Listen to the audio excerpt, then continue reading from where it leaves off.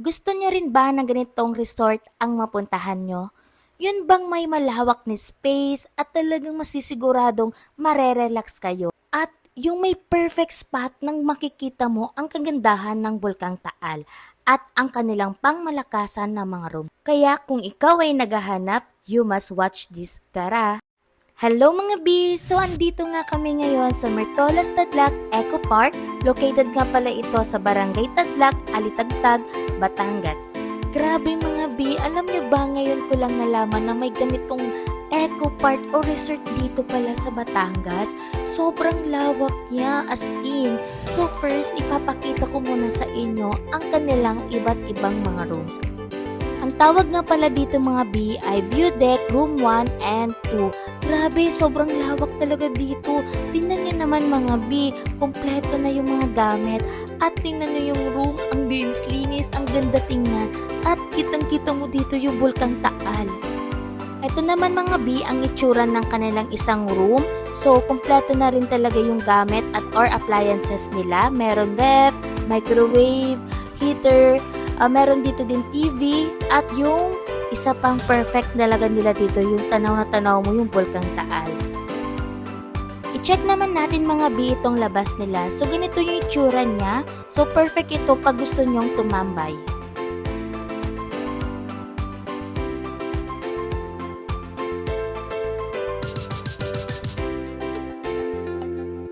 Dito naman tayo mga B sa kanilang view deck room 3 and 4. So ganito yung itsura ng rooms nila. So good for couple lang to. And may view naman din siya. Ganito yung itsura ng view. So kitang-kita mo rin dyan yung view ng Bulkang Taal. So dito sa room na to, meron na rin siyang CR. Ayan. So ganito yung itsura niya. So from view deck room 1 hanggang room 4, sa taas nyo ay pwede kayong tumambay, mag-chill, at talaga kung gusto nyo yung mas kitang-kita talaga yung Bulkang Taal, dito yung perfect spot. So dito na tayo sa next mga B. So ang tinatawag nila dito ay Villa 1. Taray! So, kita nyo yan mga V, talaga may pa-password pa yung pinto dyan. So, kailangan nyo alamin muna yung password bago kayo pumasok dito. So, ganito yung itsura niya mga V. Ang ganda! Grabe, parang perfect as in dito sa pang-family. So, ganito yung itsura niya. So, kompleto na rin yung mga gamit dito.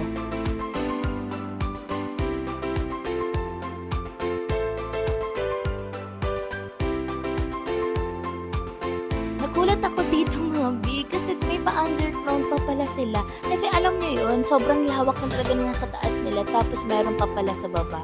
So ganito yung itsura ng baba nila. So perfect talaga siya sa pangmaramihan. So meron din siya ditong labas na gusto nyo magpa-fresh. So next naman tayo mga B, dito tayo sa Villa 2. So, ang tawagin nila. So, ayan, medyo magkakalapit lang din naman sila. Konti lang. Kasi talagang malawak yung place talaga nila. Grabe naman tong room na to mga B. Tingnan nyo naman. Meron pa silang sariling pa-pool. Ganyan siya mga B ang itsura. So, ganito naman mga B ang itsura ng kanilang loob. So, grabe. Sobrang lawak as in. At tingnan mo naman mga B, may pabatap pa talaga dito. Ang lawak, grabe. Wala akong masabi. Talagang sulit na sulit talagang pupunta dito.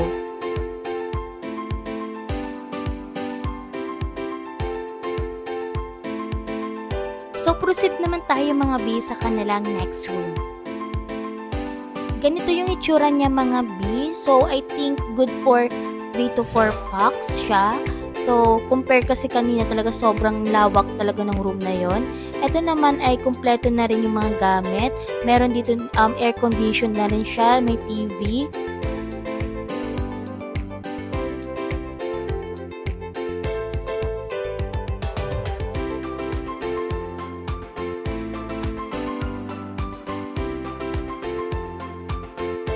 So, halos same lang din ito sa next room nila mga B. 3 to 4 packs din siya, I think. And air-conditioned na rin and may TV. So, dito na tayo mga B sa kanilang pool area. But, bago ko ipakita, gusto ko ipakita sa inyo yung kagandahan talaga ng kanilang paligid. Sobrang nakaka-relax talaga dito. Tingnan nyo naman. So, ito na nga mga B, ang kanilang pool area. So, meron na din dito mga upuan. Ayan, sobrang laki talaga ng pool nila mga B. Ayan, so, na-timing lang talaga na medyo umuulan talaga yung pumunta kami dito. So, ganyan siya kalawak mga B. Di ka rin talaga dito mamaboring mga B. Bukod dito sa swimming pool, meron din dito na pwede niyong paglibangan. So, meron dito table tennis. So, that's it for this vlog mga B. Kaya kung gusto nyo rin mag-inquire, message na lang kayo sa kanilang official FB page, Mertolas Tadlac Eco Park. Again, this is Binibining April. Until next time, bye! Mwah!